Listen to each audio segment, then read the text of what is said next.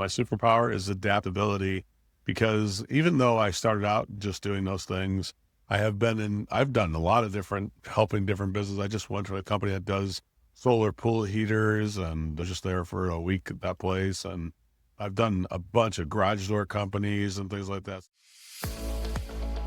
Welcome to the Flywheel Effect, the podcast where ambition meets expertise in the world of luxury home services. Whether you're an entrepreneur, a small business owner, or a forward-thinking professional, this is your platform for growth, profit, and prosperity. Each episode, we dive deep into how to leverage data for smarter business decisions and share insights that help you transition from technician to visionary. Let's jump in. Hello, and welcome to another episode of the Flywheel Effect, where we're sponsored by Vital, your place to find benchmarking best practices and the way to optimize your home services business for maximum impact. So I'm your host, Brent Sonnek-Schmelz. We do not have my co-host, Matt Bernath, with us today, but we do have a great guest, Joe Crisara. Joe is the founder of Service MVP, where he works with home services companies and really trains them on best practices around how to sell, grow their business, and become the best business they can be. He's a past home services professional himself. Now, Joe, you were an electrician, HVAC service? Yeah, I was a plumber. I started out as a plumber, and then my dad gave me advice to get out of the trenches and stand up and be an HVAC guy. And then, of course, electrical was part of that too. So I had to wind up taking that. So I'm kind of like a unicorn. I've kind of mastered all those trades, and technically, I think I'm pretty good. I'm very good with all of them. But I did not master the communication level of the trade, but was pretty good with that. But I love mechanical stuff. Like when I was a kid, I took a grass cutter and turned it into a go-kart. So I'm that kind of person who, like MacGyver, right? So How fast did that go-kart go? Oh, you know what? It's interesting. It went about 20 miles an hour. And it was a grass cutter turned into a go-kart. And then I crashed it into somebody's house and it started on fire.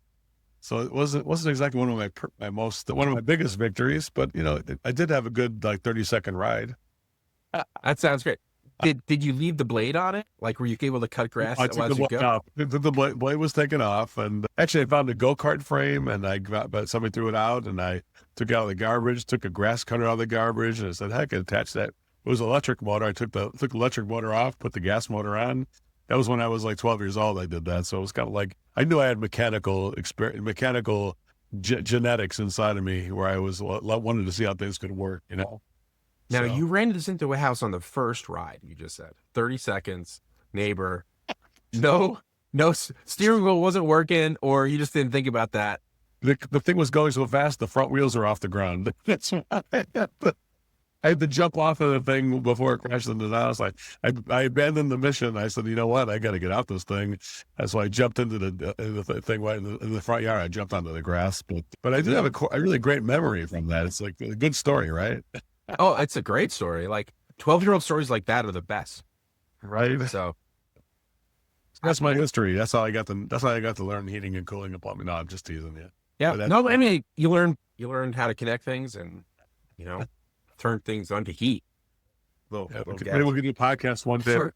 All the stuff we did when we were kids that almost killed us, but we lived through it instead, Yeah, I think that's actually one of the things kids these days is missing is they seem to be protected from really high level dangerous things.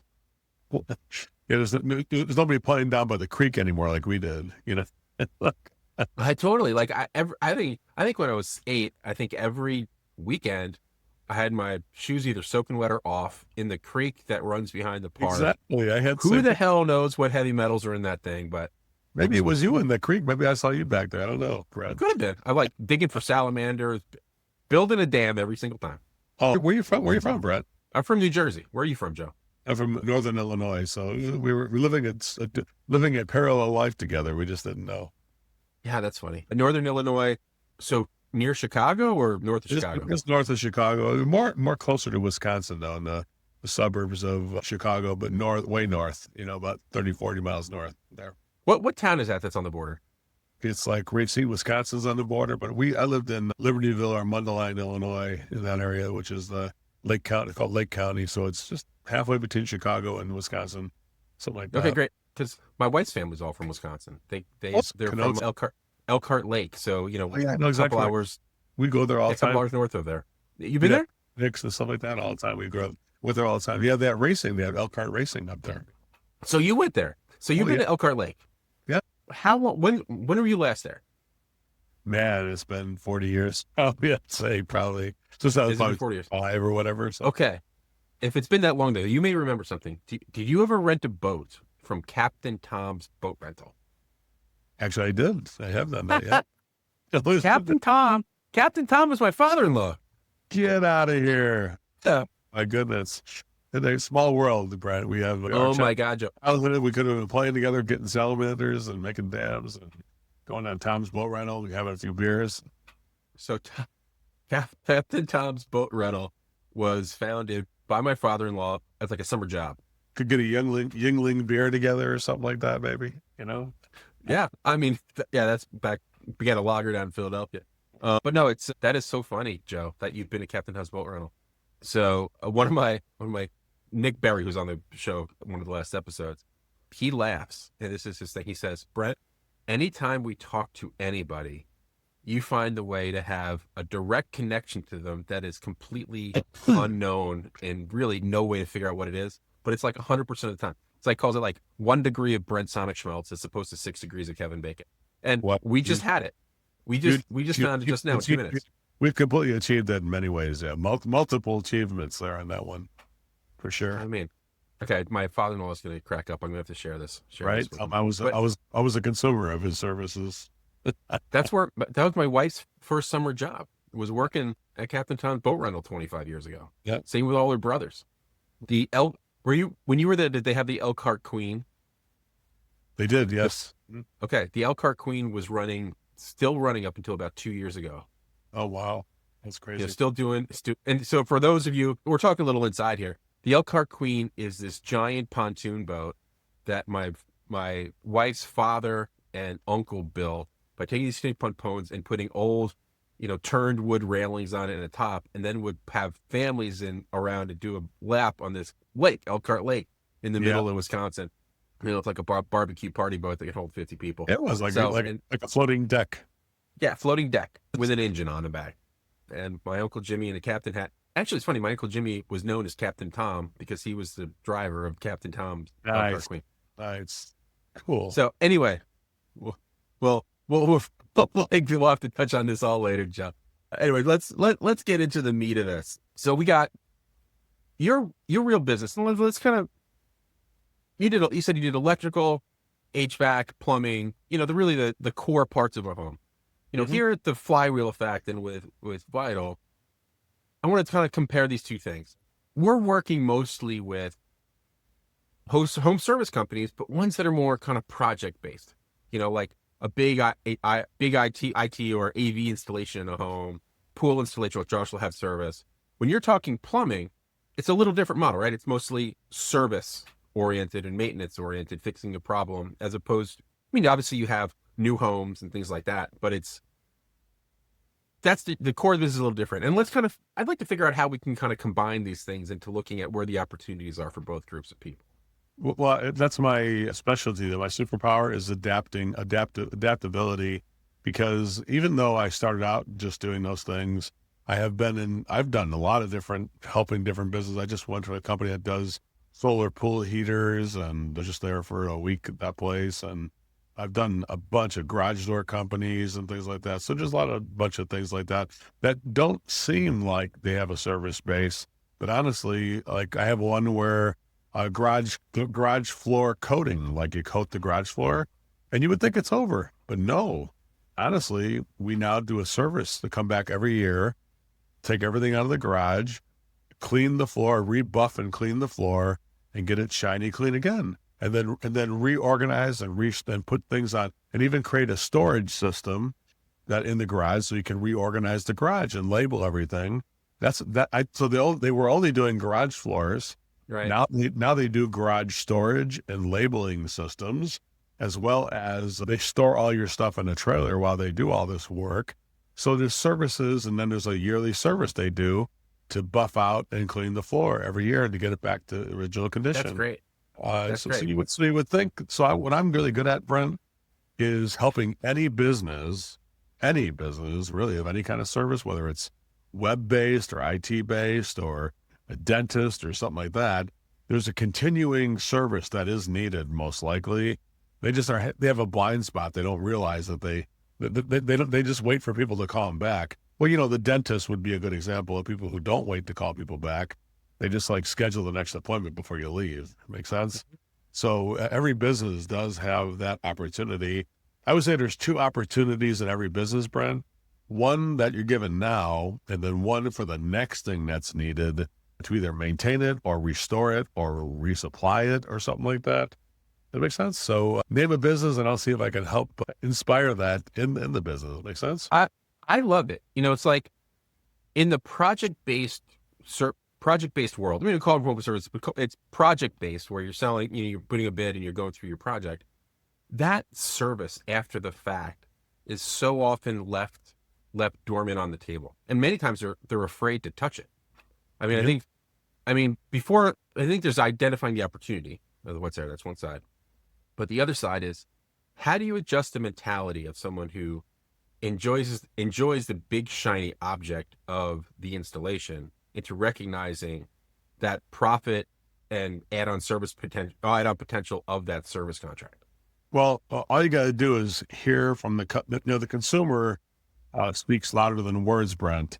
If you do something like, let's say you install, like I was at that swimming pool, solar swimming pool heating, they heat the swimming pool water with solar energy, or they just sell swimming pool heaters. And then all they got to do is hear consumers coming in and saying, my thing, you guys sold this thing to me 3 years ago and it's not working. And of course they go out there, all the burners are rotted out and they're all gone. Or, the solar pool heating's not working now. And they got people walking into your office saying, hey, bought that solar pool heater for me 3 years ago. So the consumer it's not the service business that drives this decision, Brent. The consumer tells you, hey, you put that floor in, but I got a stain on it now. How can I clean that off? And they're saying, okay, let me come out and buff it out for you. I don't know, I'll charge you $200 or whatever. They come up with that service they do. And they're like, hey, why aren't we just doing this every year? That's what I said to people. It's like, does the floor get dirty and full of grime and crap on the tires? Yeah, so now you got this brand new floor. Who's going to have to clean the floor up? I guess the customer, right? So anytime you're giving the job to a customer to do, I just say that's bad customer service. Our whole program, Brent, is based on a thing I call pure motive service. Pure motive service is something where we anticipate what people need, and then we provide it before they ask us to do that. Does that make sense? Like if you're only waiting for the consumer to trigger this, then you're not a really good service provider. You kind of suck. So if you're saying, how do I compete? How do I differentiate myself from the competition? Write this down, everybody. If you want to hear it, there's a golden nugget coming up right now. It's about to roll out of my mouth right now. But here's how it is. When you're trying to differentiate your service to make it better from the competition, service, which anticipates people's needs, is the knife that cuts through the fog of uncertain value. So when you're not sure about how to get more value from my company, how can I differentiate my service so people see more value? You add additional services in the future that people are going to need, but they don't have to ask you for it. You're going to price it out and put it in the service and give them a solution that would be a mid-premium solution, which include all the service for many years, a mid-range solution, give you a service for a few years, and the bottom solution, the economy solution, doesn't give you any service. So you can give people a lot of service, a little bit of service, or no service after the sale. But you make that the choice of the customer, and that is different. Make sense? That if you had that, look, I had a company that did a dog sitting. Like the company, all they did is watch your dog when they went on vacation. Like they would do that. And I said, you should get a thing where the dog has its own TV or it's have music playing if you want a better place to watch the dog. maybe you do something where you take the dog for a walk instead of just keeping him in a cage. You tell the owners, hey, for $25, you can keep the dog in a cage at my place, but for $75, I'll take him for a walk once a day, or I'll put him in this room with a couch for $150 a day or whatever. And then they like, I can't believe people would want that. I'm like, well, try it. And I know. Sure enough, the guy's like, I can't believe everybody wants the room with the couch and the TV for the dogs. And that they're paying more. They're paying for what I was charging $25 for. Now people are paying $150 for the same thing. Does that make sense, Brent? It does. And I'll tell you from my dog. So we have a dog that we can't take everywhere. She's a little crazy. So we had to find a place to put her up when we go away. We were looking around and we found this place, Dogs on the Farm, around the corner. And Dogs on the Farm is awesome.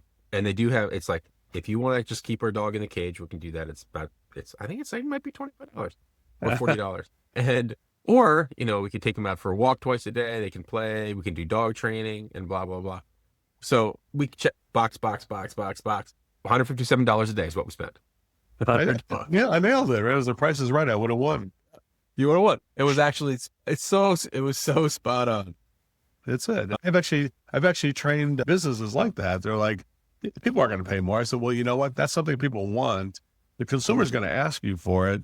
You should be pricing it into your services to make it into a profit center. And really, everybody would have, every business that does a service for you, including Tom's, it has something that's needed for the future. Like you can say, hey, buy a, come back for the whole summer, and you could do a thing where you could sell pre-sell stuff, as opposed to waiting people to come back all the time. We could have pre-sold, it's a party trips or something like that. Buy your package on the Elkhart Queen. 3 trips this summer. No, I think, but I think what you're pointing out, and I think it's important, is sometimes you have to say, hey, anticipating people's needs. And I think this is actually a little bit, more Henry Ford, where he used to say, hey, ask people what they wanted. They want faster horses, right? And he figured out sell them cars. But by giving them the option of a car, they didn't even know they wanted it. They couldn't help themselves but get it. Yeah. And when you're offering options that make sense, even if the person didn't think about it, they're going to buy anyway. Because now it's like, it triggers this thought, oh, wow, that actually makes this whole better. Totally. I mean, the idea is to surprise people. You don't have to go farther than your own mother or your own wife if you're married to somebody, to do something for them before they ask you to do it. And they're going to be shocked. Like, you did something for me before you asked me for it? Yeah, I booked afternoon tea for Mother's Day with our family for you. Oh my God, tea? I thought we were just going to do brunch. Yeah, we're going to do the brunch in the morning, and then we're going to go have tea in the afternoon with your mom. Oh, yeah, I figured to get the two mothers together. Oh, nice. I can't believe you did that. Like, see, that would be something that delights people. Surprises, Brent, service that surprises people, it creates delight, and it creates a warm feeling of being cared for, respected, and supported. And I think if every customer felt that from every company, whether it was a project-based company, whether it was a normal traditional service company, that's my mission in life, is to make sure people feel cared for, respected, and supported. That's why I do what I do. What's your go-to surprise that you have for your wife? Oh, come on. Oh, it is afternoon tea, honestly. That's one of the things.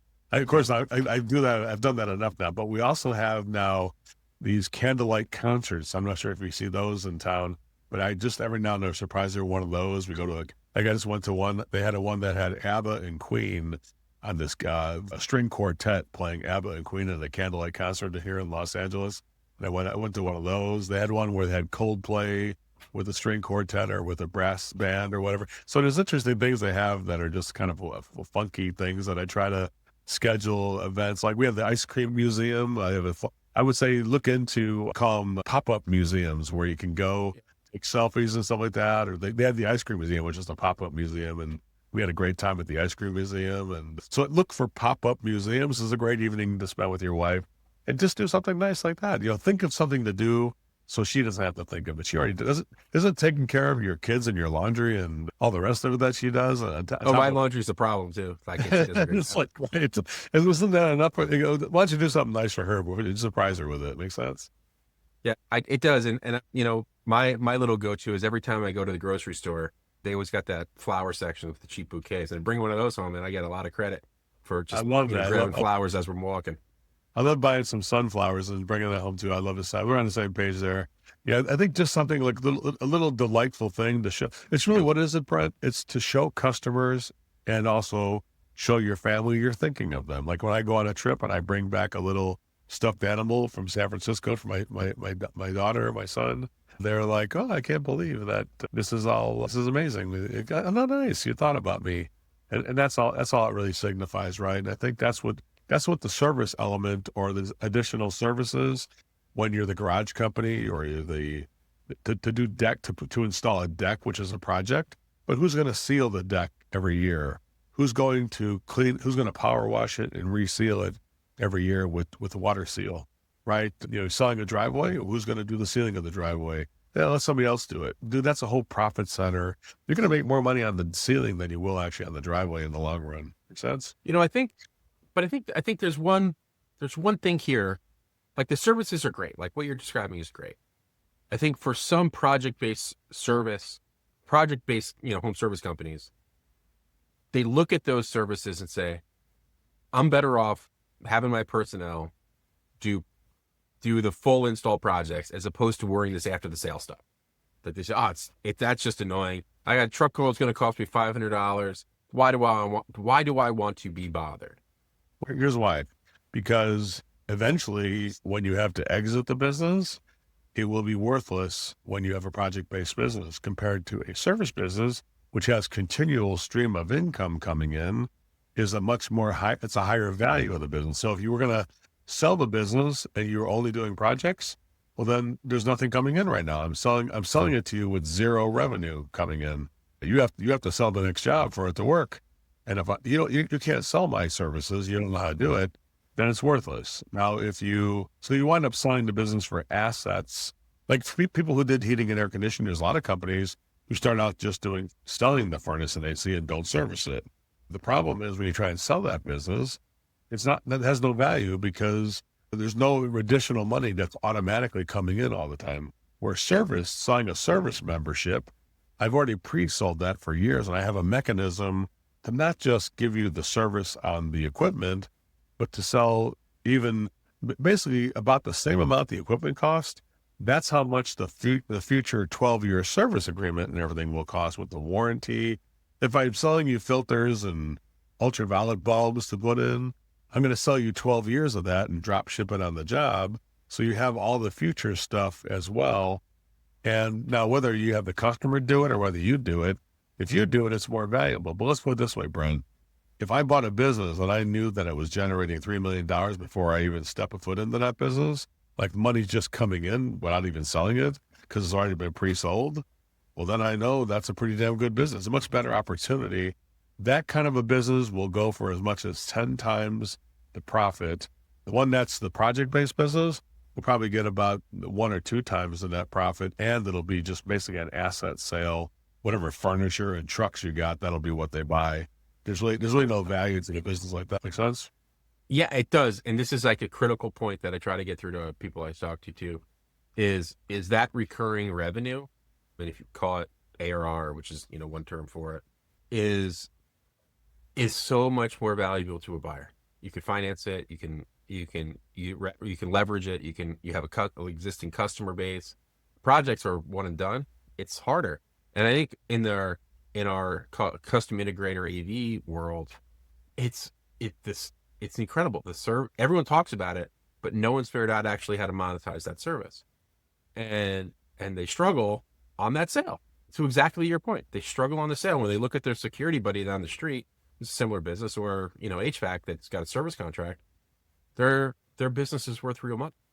When I was back in Fox Lake, Illinois, where I'm from, in that area, not too far from that area, there was a place called Maravella's. It was it was only a banquet hall is what they started out with. And so they realized they got this full-time banquet hall, but the place was only busy on Friday, Saturday, and Sundays. The rest of the week, nobody's there. And it's like, yeah, that's an easy way to run a business. The problem is they still had all the overhead and everything for the building. So they weren't making any money, even with all the events they were doing, right? And so they said, we have to start raising our price on the events, or we can start doing a brunch on Sunday mornings or whatever. Because nobody's there on Sunday morning, but Sunday night they would have something there, right? So, hey, let's start doing brunches on Saturday and Sundays. Next thing you know, that became more money and then they say, hey, why don't we just do breakfast every day, a breakfast brunch every day? And they did they said from 7 to like 10, and that thing was flooded with people every day. And it's like, dude, we were sitting right on top of a gold mine. We didn't know it. So that place it became more money. The guy told me, the owner goes, dude, I make way more money on the other stuff than I did on the original concept. So the interesting thing is the original concept, which seems like it'll be good, like coating a garage floor. Hey, you just coat it and get the hell out of here. I'm going to deal with it anymore, which is fine.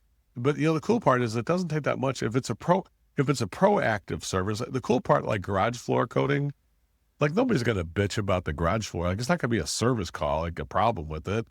But you're doing a proactive service, which is kind of like selling future services. And I can hire somebody knowing I've got all these jobs for them, as opposed to when you hire somebody on a reactive service. I'm hiring a plumber and I don't know if any calls are going to come in, right? So the ARR you mentioned is something that allows us to hire employees knowing we already have built-in work for them when they join us. And that's something that helps us grow the company as well. Make sense? That's a great point. Because I think that's another is the number one issue here that I hear is your team, is your techs out in the field, they either can't find them when they need them, or they don't have enough work, so they're scared to hire when they can find them. And that insecure, call it sales or project insecurity from month or quarter to quarter, is a real problem for these businesses. Yeah.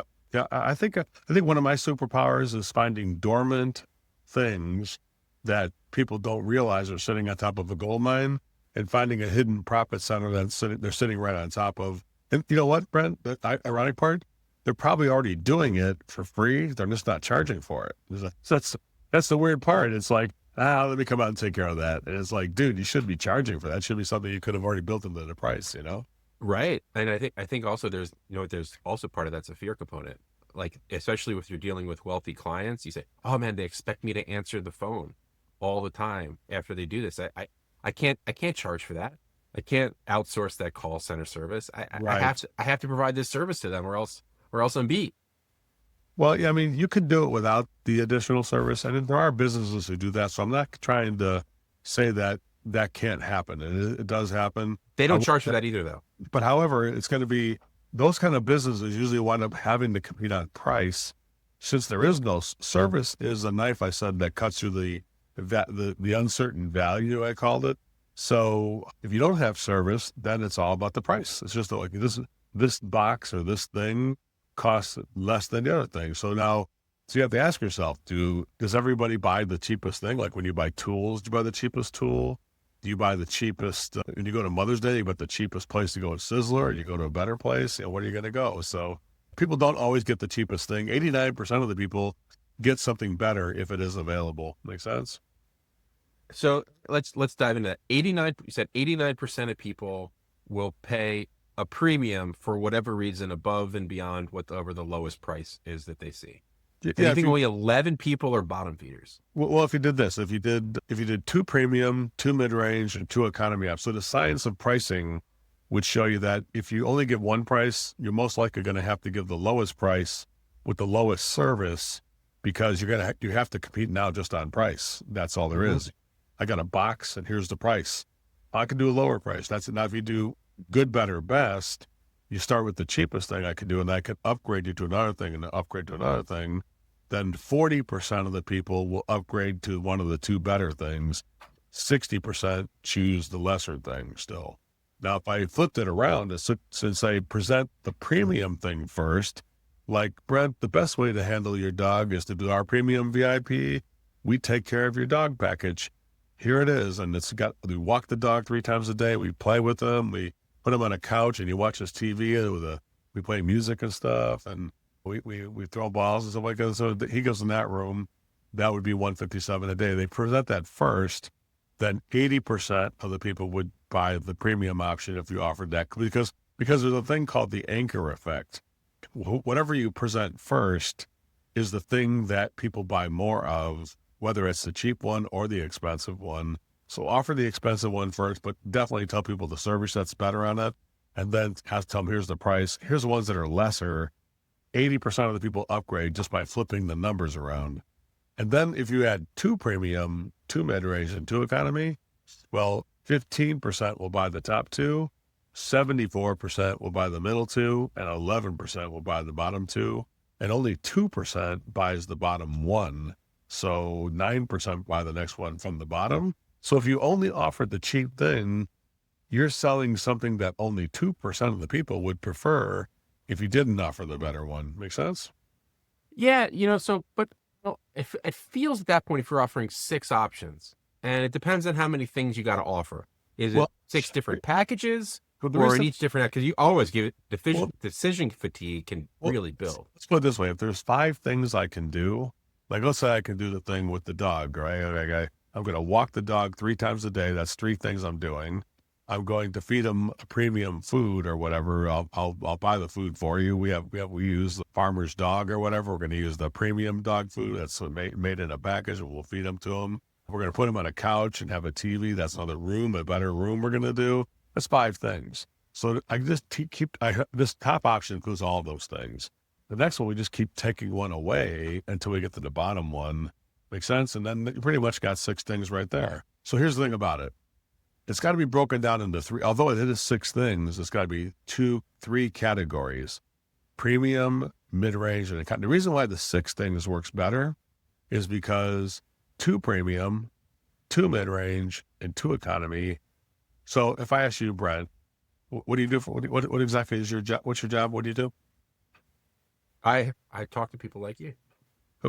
So if I said, hey, I need to get some podcasting equipment, you got to buy the cheap stuff that doesn't work, the mid-range stuff, or you're going to get a professional setup over there. What do you think is the best way to do this? So, I mean, I want to do a little more fact finding to see kind of usage rates and what you usually pay a little bit more to get the better stuff, or you get the cheapest thing. I'll typically get the middle. Like I find the cheapest typically doesn't work. So the question is here: how long did it take you to think I'm in the middle? Since you do it all the time, when it comes to this, now when I say, how do you normally eat? How do you normally drink coffee? Do you go Starbucks and go the premium coffee and have somebody make it for you? Do you go to Dunkin' Donuts and make it a little lesser, or go to the gas station, or you just make it yourself the cheap way? What do you normally do with coffee if you drink coffee? I make it myself every day. We make a pot of coffee in our house. That's not a problem. So you buy coffee the economy way because you like making it yourself. You buy the podcast stuff the mid-range way, and there's probably something you do that's premium. Like when I go to a sporting event, or I go take my wife to dinner on our anniversary, we do the premium thing. I'm not going to get that cheap on her, right? So there's different things we know we do, our behaviors, and we know within the studies have been shown that people know what category they belong in within 2.7 seconds. Now here's the final payoff on this. So I'm a long-winded way of doing this. Yeah. But if I know I'm a premium buyer when it comes to plumbing or garage doors or whatever it is, like, you know what, I'm a premium. In 2.7 seconds, I'm like, you know what, this garage door sucks. I'm sick of it not working right. I want a premium opener with a camera and everything, right? And so it took me 2.7 seconds. Now the question is, which one do I want? The one with the better service or the one with lesser service? Now the question is not yes or no. So if I had 3 options and I'm a premium buyer, the question is, do I want to buy from Brent, or do I not want to buy from Brent? Now, if I have 2 of them, the question is, which one do I want to buy from Brent? Having 2 premium and I'm a premium buyer, the question is Brent's got 2 premium things. Which of the 2 things do I want from him? Now, I'm not shopping outside of Brent. Does that make sense, sir? So no, it makes total sense. So if anybody has a thing where people are getting multiple bids, or they're shopping around getting 5 estimates, isn't it interesting? People say, yeah, I'm going to get 5 more estimates, and dude, they're getting 6 options. They're asking people for 3 bids or 6 bids. Because why? Because they want to make sure they get different levels of service. Now, if a single service provider can provide those options, there's no need to shop around. Like if you go to Best Buy, you don't walk out of there saying, you know what I need to see is more TVs. But Best Buy is designed very specific and intentional. The 8K and 4K TVs, there's 6 of them on display. The LED, there's 6 of them on display. The plasma, there's 6 of them on display. And they'll just say, how do you want to go? The TV of the future, the TV of the present, or the TV of the past? Which one do you want? And I want to get the TV of the future. There you go. Here's the 8K and the 4K. We have 6 8K and 6 4K. Which are those two? Yeah, give me the 8K. And you go up to that. And there you go. You got 6 choices. Make sense? We got the Sony. It does. The Samsung in the middle, LG at the whatever. They just, Samsung's at the bottom, LG's in the middle, whenever Sony's at the top. And then it's like, yeah, I'll give you the LG, whenever, So bottom line, you don't walk out of there saying, I need to see more TVs. I need to shop around because you have enough choices. Make sense? It does. But I think with home service, there's a key difference. And I think what it is people don't necessarily buy home services that often. I think if you're a contractor, you're doing this all the time, you don't worry about it. You know who you're going to go to. But if you're just a homeowner, you're worried that the first one's going to screw you. So that additional bid is essentially insurance to make sure that there's a range of service that you can see and make sure that you're like, I got a notice from the town and it said, you got to replace your sidewalk, but town doesn't replace the sidewalk because it's our county road. So I had to pay for it. I got 250 feet of frontage. Nice. It's a long sidewalk, 5 feet wide, 250 feet. It's like, I get a bid, $20,000. And I'm like, that seems like a lot, man. I'm just, but the guy said, but I'm really good. I'm like, I got to go get somebody else. And I found one and it was $9,500. And I know his work and his work is great. Showed up, got it done, half price. And I guess it's different. It's not like, there's not really after the fact service with a sidewalk, but it was important to get that second bid. Well, here's the thing about it. When you find the right person, the shopping stops, honestly. Yeah. I didn't get a third. So if there was, what it really proves here is that the first provider threw a price out there, but he wasn't able to communicate a value with additional service or relationship or something that made it worth $20,000. Because let's put it this way: if the kiss of death, Brent, is when you're doing things exactly like the competition, except for you charge more money. That's the kiss of death. So you can't do things like the competition. You have to like Starbucks. Before when you and I were old enough that we go to a coffee shop in New Jersey, they would just give us the coffee with the breakfast. They order breakfast. The coffee is just like 50 cents or Came with a whatever. cup of coffee. Bottomless. But nowadays, go order a cup of coffee, even at that place, it's $2.75. It's like, what happened to the 50 cents? It's like, well, they learned from Starbucks that you can charge a shitload of money for coffee. So if you do it at a restaurant now, even if it's not Starbucks, a latte is going to cost you $7 or $6.50 or whatever. It's not going to be even a smaller cup of latte.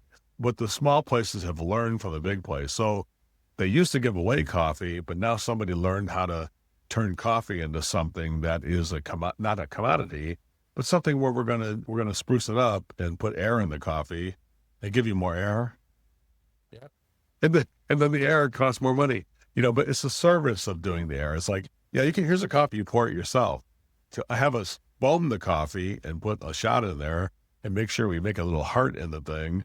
There's an emotional connection with that. Like, I'm worth it. I'm worth the latte, right? It costs $6. They got a nice music playing. It's comfortable chairs. Exactly. You're paying for all that. But there's there's intangibles. So if the sidewalk guy, go back to him again, if the first guy didn't have any intangibles that made the $20,000, I'm not saying $20,000 wouldn't be worth it because I don't know the intangibles. He didn't explain the intangibles. Not at all. So I don't blame you for doing this at all, because I think you were just a consumer who didn't see value. And so you shopped around until you found value, and you did. So well done. Now, I would tell you, if I work with that first guy, I tell him we need to add better value to charge $20,000. We can't just do the same thing the other guys do over $20,000. Make sense? Yeah, it does. And like your coffee examples actually pretty interesting too. Like I think back to late 90s, early 2000s when Starbucks was really getting cranking. And the coffee industry, and I don't know why I followed this back then a lot.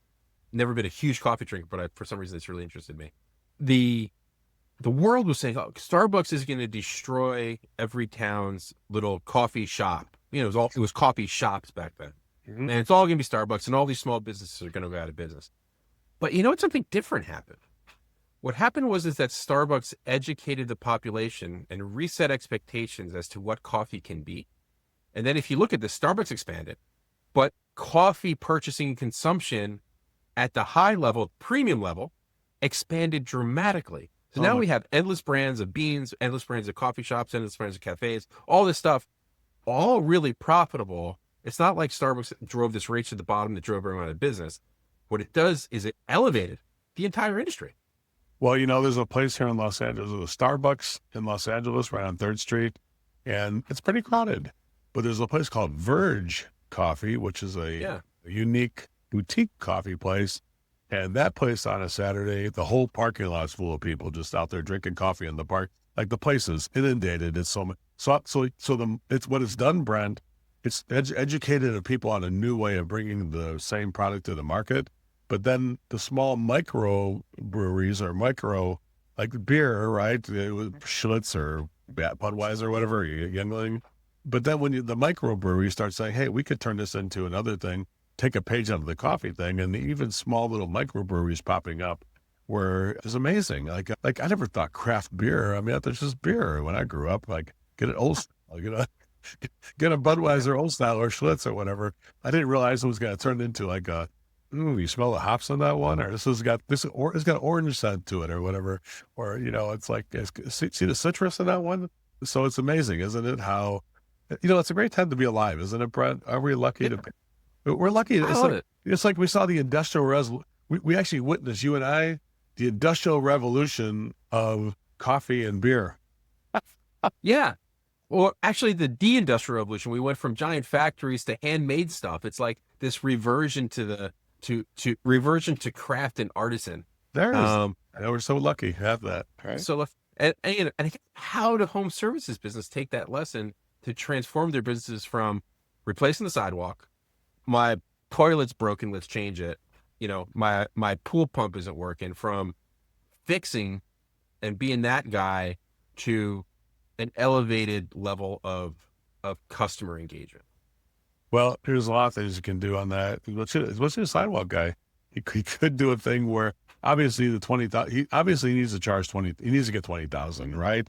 Obviously the thing he probably does whatever overhead the business. Like I don't ever think that. Here's why I put it, Brent. And you've seen a lot of businesses. You dealt with a lot of businesses too. I've never seen a business who just charged too much. I've never seen anybody who owns a business that says, what I'm going to do, I'm just going to just charge way more than everybody else and see what happens. Nobody's ever charges too much. So they charge what they need to make this thing work for overhead and current workforce and everything else like that. So what he's mistaking is he's trying to put all the burden on that project. Like go back to what we talked about originally, goes full circle now. He's putting all the burden on making money on that project. Where if he took some of the burden and put it on some of the services that go with a sidewalk, like you could seal a sidewalk. I don't know if you know that. You could put a concrete sidewalk in and I could seal it and come back every 2 years and seal it again for 10 years. And that sidewalk would look like brand new for the next 10. And I could also put a warranty. Any cracks or fissures or pockmarks will come back out. You'll fix that for free. And then you're like, okay, does the other guy do that? No, we don't do that for $9,500. You can't for $9,500.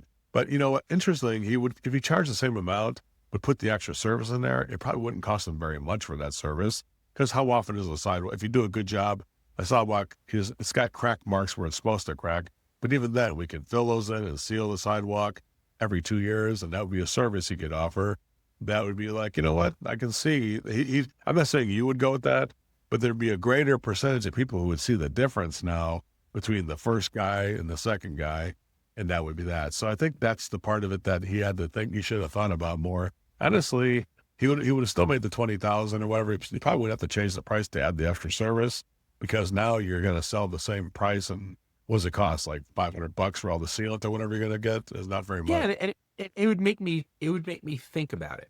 Even if I went with the cheaper guy, it would make me think, okay, do these things matter? As an occasional home buyer, let's think of it as the typical buyer is an occasional buyer. They're not an expert in any of this stuff. It would make you think, oh, I'm not getting a warranty. What happens in 5 years if this guy goes away? Right? Like that, those future unknown uncertainties that putting them in your mind are really value drivers. I think it's just like, hey, my dog, I can put in a cage. or can I give it a walk? Oh, you know what? You're right. Do I really want my dog stuck in this cage 24 hours a day? That's no fun. I gotta let it get it out and have it run around. You don't know until it's brought up. It's all the same. I like it. It's the same theme. In that high ticket project world, I don't think they think about that either at all. Yeah. They're afraid of that. Yeah, because the architect or somebody might specify what we're doing on something, even that kind of a thing, remodeling or even construction. But, they could also add more to it too. Like I have a company in Minnesota that does new construction, project-based equipment installations and ductwork in Minnesota. But then they said to the builder, hey, let us talk to the homeowner after they purchase the house and let us offer these upgrades on better air quality or better quieter ductwork or quieter systems or more efficient systems. And we will cut you in for 20% of the profit. And we'll give you 20% and let us do that. So they did it. It turns out now the builder makes more money off the HVAC upgrades than it does on the actual sale of the house. Isn't it crazy? Yeah. Like it's crazy. Like, dude, I'm making more money off of all the tankless water heater and the other upgrades you're doing. I'm getting 20% of that is making more than the actual profit I'm making on the house. I totally get that. I mean, home upgrades are where all the money is. I mean, my dad was invested in a 10-story apartment building, I don't know, 25 years ago. Mm-hmm. And the initial investment was like no return investment. And he's like to the builder, why would I do this? And the builder says, no, it's not about the sale. It's about the upgrades. Yeah. And then you get into and it's like countertops, this, that, and the other thing. And like the charge would be 100%. It wasn't like the increase in the price. It'd be like you're changing from Corian to quartz. Okay, you're paying all the quartz. You're not paying for the Corian. So it's not just incremental costs. It's dramatic shifts. So I think that upgrade where you're talking about the selling that premium, it's just the dollars are so meaningful when people can figure this out. Brent, hey, what? This conversation could have been happening at a bar somewhere or at a restaurant. It would have been great. You're really easy to talk to. I can tell you that right now. Thanks, Joe. Give me that. I appreciate it. I'm honest. I didn't know I was going to be the new friend today. I thought we were just going to be a podcasting co-host. We had so much history, Joe. Like we got to get a beer at in Elkhart Lake at some point. Definitely, we got to get over there for sure when your wife gets. Or maybe I'll be coming up from California. My wife's from Southern California, and I'm in New Jersey. Every time it rains or it's too hot, it's too cold, she looks over me, gives me the squirrel eye, and says, "Why are we living here?" And so there's going to come a time. Come to our office here in Culver City. You have a great time here for sure. So I think we're getting close to time. I'm going to give you a chance. What's your number one? We had talked about all kinds of stuff today. What's your number one takeaway that people should come listen to this should come out of it saying, this is the change that I'm going to make to make my business more successful? Well, honestly, I think a lot of people do imagine doing additional services that would expand on what they already do, like coffee's coffee bowl. You add air to it, you put the premium shot in there, it turns into a latte. So you got the same ingredients. So you already have the same thing, but you can expand on it. So that's number one. Let's imagine solutions that go beyond what the initial service or product that you're selling is about. What goes with it? Like I bought a goat one time. I had to get fencing. I had to get boulders. I had to get irrigation for the waters. I got water for the goat. I thought it was going to be a free. I got the goat for $150, but I want to spend $8,000 on this stuff to take care of it, right? It's like, you want to get chickens? Well, you need to get a coop. You need to get all this stuff to go with it. Those things that go with it, right? So think about the things that go with the things that you sell and things that you do. And then number two, think about how I put all the stuff that's good into more of a premium package, and then things that are like really professional in the mid-range package. And then the economy thing, which is the thing that the consumer asked you for originally, that would be it. So those two things go together. It makes sense? Now, there's a lot more to learn on this, but I think that's a basic concept.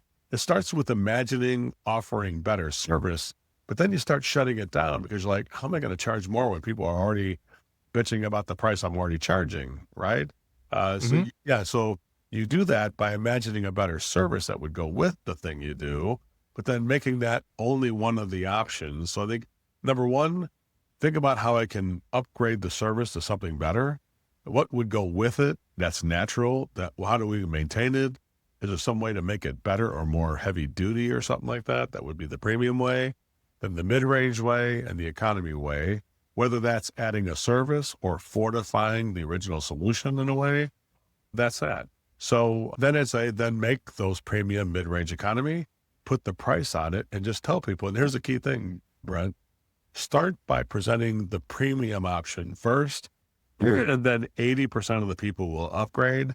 And on the same opportunity you're currently doing right now, you will make about 3 to 5 times more money because you have offered that first. That's the weird part. Isn't it weird how the same opportunity could yield 3 to 5 times more revenue for not hardly any extra effort? You're doing maybe 20% more effort, but making 500% more profit or 300% more profit.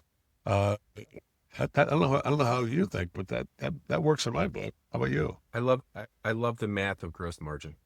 It's great. It's like that, right? It's great. But It's great. and anybody can do it, even if you're a website developer or you do anything. Think about what goes with that. Don't just say website. How about the website, the social media, all that stuff's got to get integrated. So there's different things you can offer in any business and any service. And literally every time I see a service, I actually judge the service based on the creativity and the innovation. I think that's what we all do in a way. Like, how innovative is this restaurant? What, they just sell this? Oh, they have pancakes with papayas. Ooh, like I didn't know that Hawaiian pancakes. It's like they probably have all that stuff. Just go get a papaya and put some syrup on it. You got something special. You can charge $9 instead of $5 for the pancakes or whatever. So that's what I'm talking about. 100% profit. That type of thing. Yeah. Thanks, Brent, for inviting me here, though. I really had a great time. This has been great. Joe, why don't you share how people can get in touch with you? Well, actually, if anybody wants to, you go to Service MVP. I have an audio book. I have a book, Amazon bestseller book. It's called What Should We Do? Because when I do, but also I do get those options. I say, here's the prices. What should we do? That's how I tell people. That's the question that I have trademarked. So when you say, what should we do? Here's the prices. What should we do? It's a lot of money. I know, but it's an investment in your family. So what should we do? So if you're looking for a copy of that book, you can buy it on Amazon for $25.95, or you can get the Audible too for $25. Or if you want it free, go to servicemvp.com and just get the free membership there. If you go to book.servicemvp.com, that's book.servicemvp.com, it'll get you into the Service MVP membership, and you can listen to that 9-hour audiobook of my dulcet voice, my velvet tones, giving you the science of pricing and all these little innovative ideas. And I hope you do that. I definitely hope, Brent, that you can give that to as many clients as you want.